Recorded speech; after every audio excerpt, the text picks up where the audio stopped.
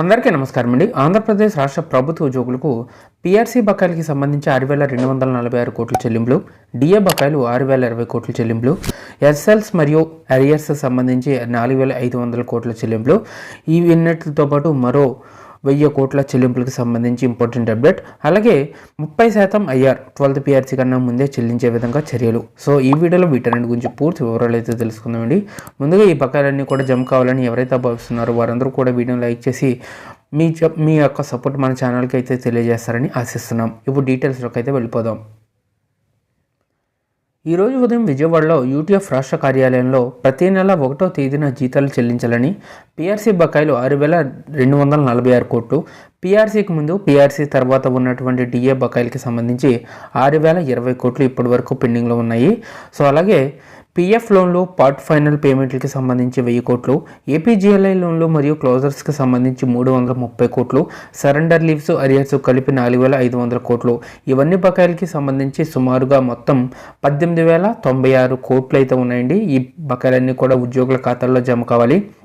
అలాగే 12వ పీఆర్సీ అమలుకు చర్యలు తీసుకోవాలని, అప్పటి వరకు 30% ఐఆర్ ప్రకటించాలని, లేని పక్షంలో జనవరి 3వ తేదీన అంటే బుధవారం నుంచి జిల్లా కేంద్రాలలో 12 గంటలు నిరసన దీక్షలు చేపడతామని, అప్పటికీ ప్రభుత్వం స్పందించకపోతే జనవరి 9 మరియు 10వ తేదీల్లో రాష్ట్ర స్థాయిలో నిరసన దీక్ష చేపడతామని యూటీఎఫ్ తెలపడం జరిగిందండి. సో ఇప్పటికే అంగన్వాడీలు కానివ్వండి, కార్మికులు కానివ్వండి, వీళ్ళందరూ కూడా ధర్నాలు అయితే చేస్తున్నారు తమ యొక్క జీతాలు పెంచాలని.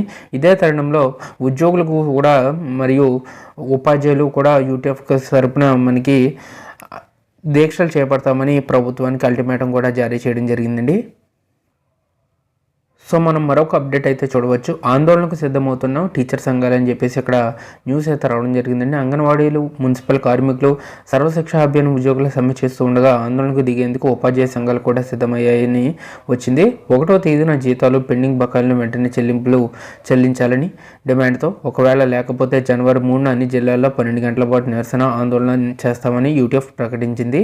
ఈ ధర్నాతో ప్రభుత్వం స్పందించకపోతే జనవరి 9 మరియు 10వ తేదీల్లో విజయవాడలో 36 గంటల పాటు రాష్ట్ర స్థాయి ధర్నా నిర్వహిస్తామని వెల్లడించడం కూడా జరిగింది.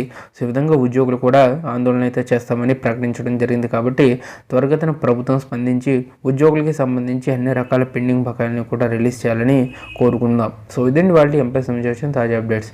For more updates subscribe our channel. If you want to support this video please like, share your colleagues. Thank you.